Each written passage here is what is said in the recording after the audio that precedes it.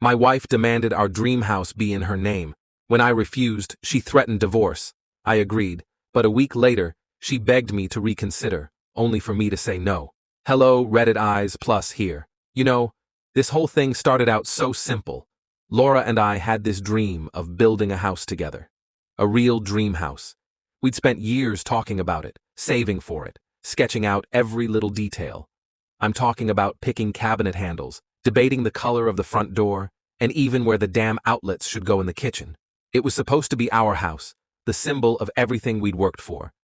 So when the time came to get the paperwork ready, I thought it'd be the easiest part of the whole process. But out of nowhere, Laura drops this bombshell on me.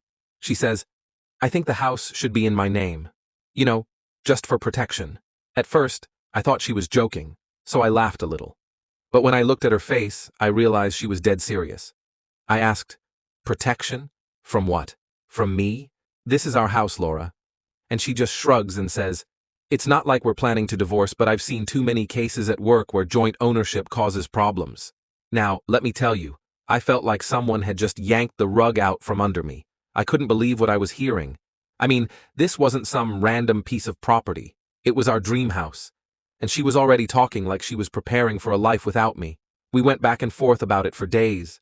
I tried everything to make her see my side.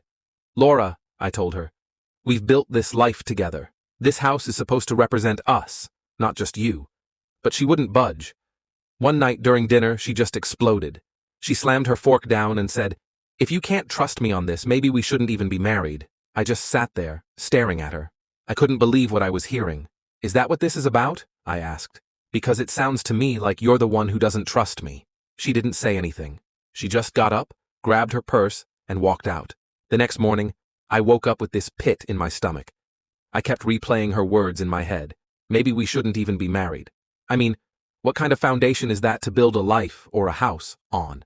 So I sat her down that evening. Laura, I said, I've been thinking a lot about what you said. About the house, about the marriage, about everything. And maybe you're right. If we can't even agree on something as basic as this, maybe we shouldn't be married. Her eyes widened. Wait, what are you saying? I'm saying, if you want the house to be in your name, fine. But if that's more important to you than our partnership, then I think we need to end this. You could have heard a pin drop. She just stared at me, her face pale as a sheet. You're agreeing to a divorce? She whispered. I don't want a divorce, I said. But I'm not going to be in a marriage where trust is one-sided. She moved out a few days later. I won't lie. It was hard. Really hard. I kept questioning myself, wondering if I'd done the right thing. Then, a week later, she shows up at my door. She's holding a coffee in one hand and this little notebook in the other, the one we used to sketch out ideas for the house. She looked like she'd been crying for days. James, she started, I made a mistake. I let my fears get the better of me. Please, can we start over?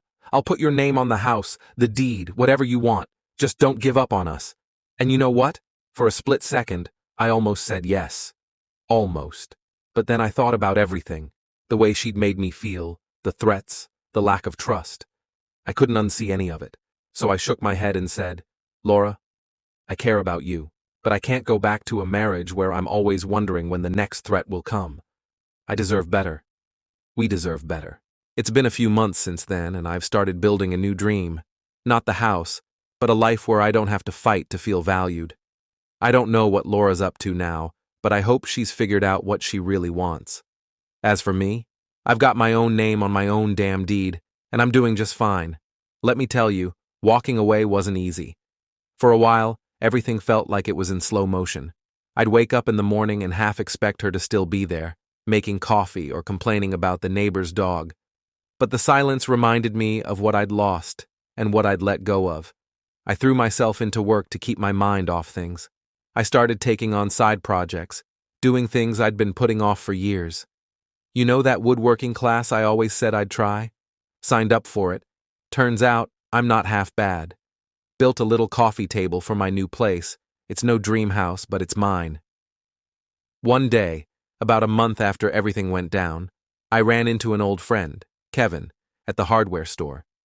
He knew Laura and me pretty well, so naturally he asked, Hey man, how's the house coming along? I paused for a second, then said, "There is no house, Kev, and no marriage either." His jaw practically hit the floor. "Wait, what? What happened?" I gave him the short version, left out the messy details because honestly, it wasn't his business. But when I mentioned the whole name on the deed thing, he shook his head and said, "Man, that's rough. Sounds like you dodged a bullet, though." At first, I bristled. Dodged a bullet? I mean, I loved her. She wasn't some random mistake. But the more I thought about it, the more I realized he might have been right. Then came the curveball. Laura sent me a letter. A handwritten one, no less, because apparently texting wasn't dramatic enough. In the letter, she poured her heart out. She said she'd been afraid of losing everything, that growing up in a family with divorced parents had made her paranoid about relationships. She apologized for the way she'd handled things, said she'd been trying to protect herself in the wrong way. She also said she still loved me and wanted to meet up to talk. Now let me tell you, that letter messed me up for days. I kept rereading it, trying to figure out if there was anything left to salvage. She sounded so sincere, so different from the person who had stormed out of our marriage. But in the end, I knew that love wasn't enough. Trust. That's what makes or breaks a relationship. And once it's shattered, no amount of heartfelt letters or coffee shop meetups can glue it back together. So I didn't respond. Fast forward to now. I've got a new place, a cozy little 2-bedroom with a view of the city. It's not a sprawling craftsman-style house on a hill, but it feels like home. I adopted a dog, Buddy, who's a bit of a goofball, but the best companion a guy could ask for. Sometimes, late at night, I think about her. About the life we planned and the life we almost had. I wonder if she ever found her peace, or if she's still chasing it. And you know what?